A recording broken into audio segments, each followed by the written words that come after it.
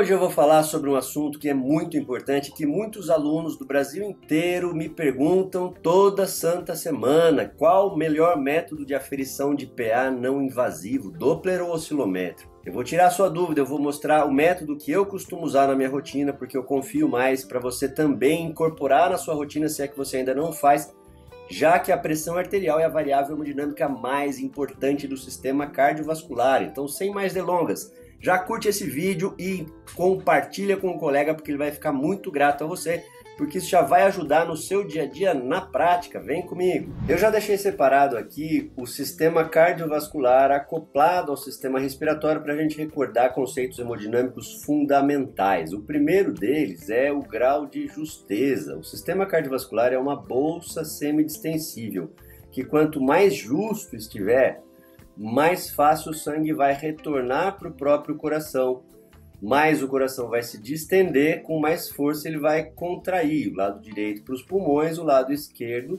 para a circulação periférica.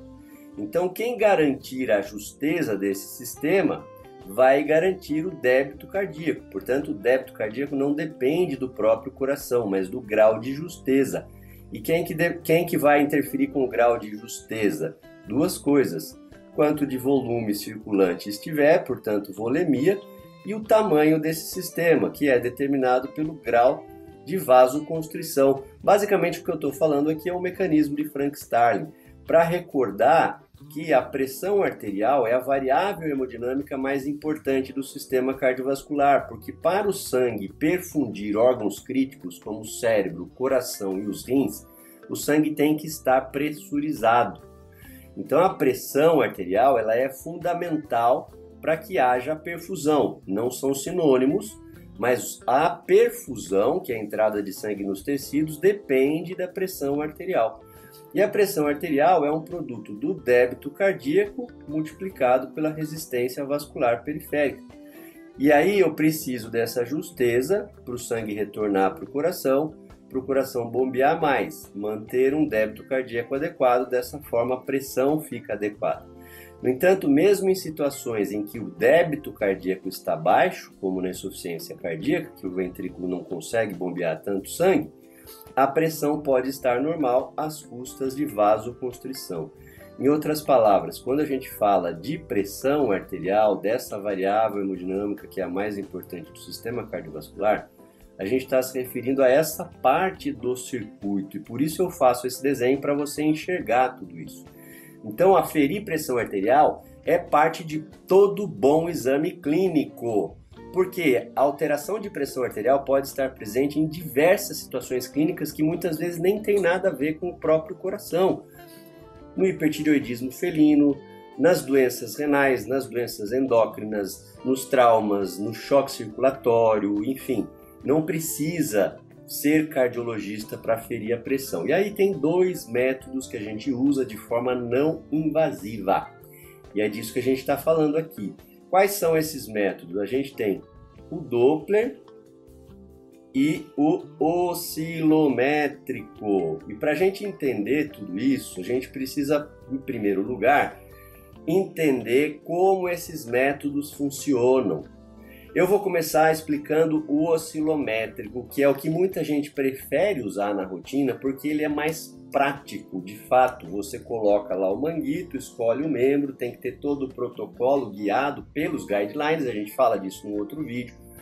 Mas aí eu só insuflo, o manguitinho vai encher de ar, fazer pressão no membro, e daí eu solto e não faço mais nada. Daí aparece lá os valores de pressão arterial sistólica e diastólica e média. Como que esse método oscilométrico faz a medida da pressão arterial? É importante eu entender como cada método funciona, porque é isso que vai me dar a sensação de compreensão do processo. Quando o ventrículo esquerdo bombeia o sangue para o leito arteriolar, na sístole, vai ter uma vibração do leito arteriolar. Naturalmente, tem o sangue entrando, então os vasos eles não são tubos de PVC, eles são maleáveis, eles vão sentir aquele sangue entrando e vão vibrar na sístole. Na diástole ventricular, continua tendo fluxo. E aí esta vibração também acontece na diástole, só que numa intensidade menor. Então o que o oscilométrico sente quando a gente está usando o método oscilométrico é a vibração média da parede do vaso. E aí, essa vibração média da parede do vaso entre a sístole e a diástole vai me dar uma acurácia maior, deixa eu escrever melhor aqui, na pressão arterial média, que é a pressão média durante o circuito. E aí cada aparelho oscilométrico de cada marca tem a sua própria engenharia, porque a partir da média ele vai calcular a pressão arterial sistólica e a pressão arterial diastólica. Então a sensibilidade do método oscilométrico é maior para a pressão arterial média. Por isso que muitas vezes eu faço a aferição com o oscilométrico, ele vai me dar um valor de pressão sistólica que às vezes não bate com o que eu pego no Doppler. Muitas vezes, porque ele sentiu a vibração média da parede do vaso. O problema do oscilométrico é que ele é sensível a alterações mecânicas que não têm relação com a vibração da árvore arterial. Por exemplo, você pega um Yorkzinho que ele fica tremendo assim de medo quando você está aferindo, ou um gato cheio de pelo. A vibração do pelo, toda essa questão mecânica do tremor, pelo medo e etc., vai mascarar o resultado da vibração da árvore arterial. E isso pode confundir o aparelho, dando uma pressão média e vai calcular uma sistólica e uma diastólica diferentes da real. Então quem usa oscilométrico na prática clínica está acostumado, eu aferi uma vez, deu 170 por 120. Na segunda vez deu 100 por 90. É uma alteração, uma variação muito grande. Por que acontece essa variação? Por conta do método. Mas tem um oscilométrico chamado de alta definição, que eu vou colocar um vídeo aqui para você entender que ele é muito bom, daí ele funciona melhor. Por quê? Porque aí ele vai me dar, enquanto eu faço a aferição, ele vai me dar a curva da pressão arterial. E aí depois ele gera um gráfico com essa curva aqui. E aí se a curva está desta forma, eu sei que aquela leitura foi boa. Só que muitas vezes a leitura, a curva me dá, e eu vou te mostrar isso na prática, uma coisa assim, que é cheio de artefatos, que são justamente os artefatos que eu mencionei. E aí a hora que ele vai fazer a curva fica errada, daí você sabe que você tem que descartar essa aferição. Só que aí você, de acordo com o consenso, você teria que descartar essa aferição, porque você percebeu que ela não valeu, e começar tudo do zero.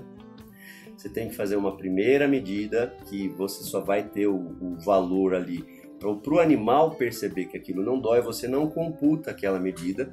Depois você tem que fazer mais 5 a 7 aferições que tenham valores congruentes e fazer a média deles. Se houver alguma aferição ali que não foi congruente, como eu falei, estava dando 140 por 80, 138 por 78, 142 por 82, aí tá beleza, ele tá congruente. De repente aparece lá 180 por 120, um valor completamente incongruente, você tem que começar tudo do zero. Aí é que está o grande problema. Na prática clínica, eu não vejo as pessoas fazendo isso. Elas simplesmente descartam esta aferição, pegam as outras para tirar a média das 5 aferições. Isso não está certo, porque você não sabe ao certo se essa medida é incongruente foi porque a pressão se alterou, porque o animal ficou nervoso, ou porque o aparelho não conseguiu sentir aquela aferição de PA. Então eu vou colocar primeiro o gráfico de uma curva que ficou boa, para você observar exatamente como ocorre quando eu posso considerar o valor da curva, porque ela ficou boa. Então já foi insuflada a pressão, o manômetro já está me mostrando quanto de pressão foi colocado e agora a válvula foi aberta, então o aparelho está perdendo pressão e isso está mostrando um gráfico aqui para mim, à medida que vai retornando o fluxo sanguíneo para a artéria. E a partir disso o próprio aparelho gerou uma curva, que é uma curva adequada. Então eu considero que essa aferição foi boa, ao mesmo tempo que ele me deu os valores aqui, ó, sistólica 166, diastólica 114, com uma média de 132 milímetros de mercúrio. Agora eu vou colocar uma outra curva que não ficou boa, que gerou um monte de artefato, para você perceber que não dá para a gente usar esta curva. E aí eu simplesmente descarto esta curva. Vamos lá. Mesma coisa, já foi insuflado o manguito. Então o manômetro já está me mostrando aqui quanto de pressão que tem. Agora o manguito a válvula foi aberta, está perdendo pressão. E à medida que vai perdendo pressão, ele vai me mostrando quanto de pressão está sendo perdida e a curva vai sendo formada. Só que você percebe que a formação da curva ela não está no nível padrão que a gente precisa. Então, quando o aparelho fizer o traçado da curva, ele vai me mostrar um traçado que não condiz com uma boa aferição. Não é o comportamento do sangue retornando. Ó, ele me mostrou uma linha reta. Embora ele tenha marcado os valores de pressão, 189 por 159 com uma média de 169, mas como a curva não foi boa, eu não posso considerar essa aferição e de acordo com o consenso eu teria que começar tudo de novo. Só que se não é um aparelho oscilométrico de alta definição, eu não tenho a curva, mas tenho os valores, e aí esses valores seriam computados na média, o que dá completamente errado. Eu não posso fazer dessa forma. Então eu vou voltar e recompartilhar para mostrar como funciona o Doppler. E aí eu vou colocar para você o jeito que eu afiro a pressão e por que eu prefiro o Doppler. Porque o Doppler eu vou poder aferir somente a pressão arterial sistólica. No entanto, é perfeitamente utilizável, porque o próprio consenso permite que a gente use só a pressão arterial sistólica. Aí tem aqui, ó. Eu já estou com tudo preparado, eu estou com o manômetro aqui, eu estou com o manguito acoplado no membro do paciente, com a pastilha do Doppler já acoplada ali.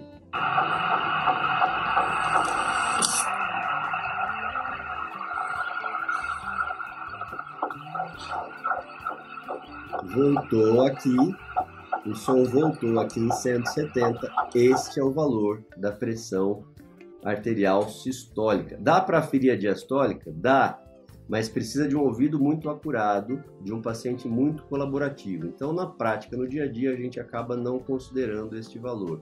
Tem algum prejuízo? Tem, porque a gente não tem a diastólica nem a média, mas pela sistólica é um valor perfeitamente confiável de acordo com o próprio consenso do Akvin. Eu vou rodar mais uma vez aqui o vídeo.